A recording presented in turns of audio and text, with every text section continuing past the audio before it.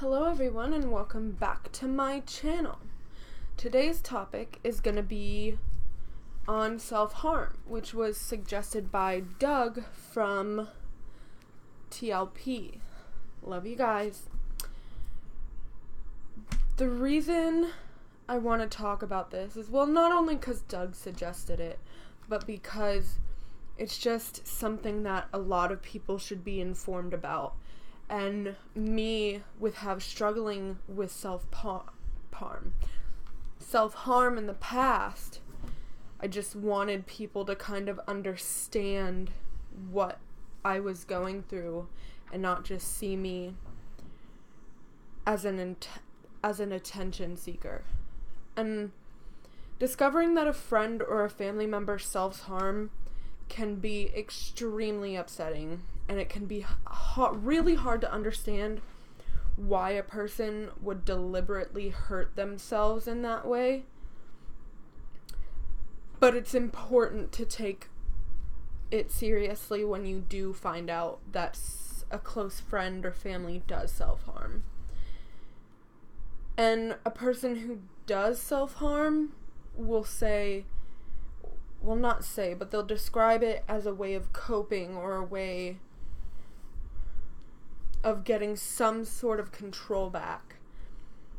And in some instances it becomes addicting, because it's just in that moment, instead of having to focus on whatever's going on in that moment, you're focusing on that physical pain. I also want to say self-harm isn't a joke. Most of the time that people self-harm or hear about self-harm, they say they're attention seekers or they say they're emo. And it takes a lot to get to the point of turning your mental pain into physical pain.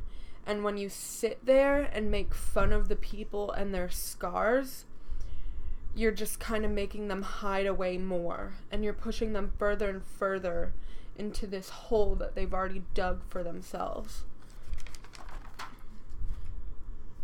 And like I said with self-harm before, it's not necessarily attention seeking. Rarely is it used for attention seeking, and most self-harmers try to keep it hidden. And often, especially me, when I was confronted about it, I always felt ashamed. And self-harm is often an expression of something going on for the person internally. That's why they're inflicting harm on themselves on the outside. And one thing to do with that is to ask that person how they're feeling and try to explore what the issues might be that's causing this person to do something. And another thing is, you can't push these people to talk to you. Like with me, so many people pushed me to talk about it and tried to get me to talk about something that I just wasn't ready to talk to about it. And you just have to wait until that person is comfortable to talk to you. And you have to let them know that you're there to listen to them if they want to talk. And you need to look at the person beyond the scars. The scars aren't important, the person is.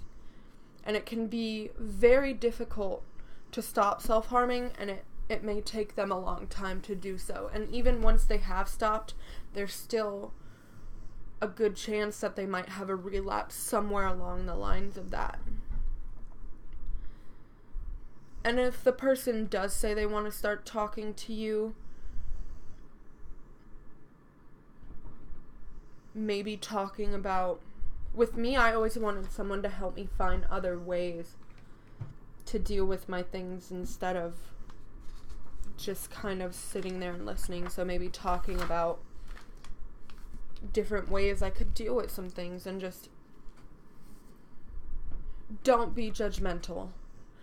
Don't make them feel guilty about the effect it is having on others, because half the time we end up feeling guilty for already having done it.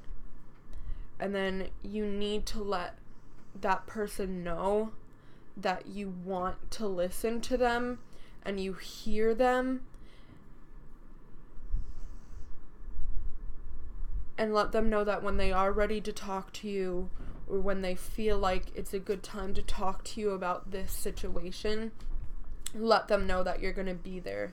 And when they do talk to you, you need to be compassionate and respect what they're telling you, even though you may not understand it or could ever think, why would someone even do something like this to themselves? And don't give them ultimatums. The amount of times that I was given an ultimatum, it just made things worse. My dad threatened to kick me out of the house, which was not something that worked. It just kind of made it worse, and it made me feel horrible at what I had done, and then it made me think I deserved to harm myself more. And just ultimatums don't work, and they're not helpful. And you also need to understand that this is a long journey. And you need to be aware that someone will only stop self-harming when they feel ready to and are able to do so. And like I said again, you just need to be there for that person and give them time. And you need to remember that the scars don't define who they are. They are their own person. And these scars are just a representation of a hard time they were going through and may still be going through. And if worse comes to worse,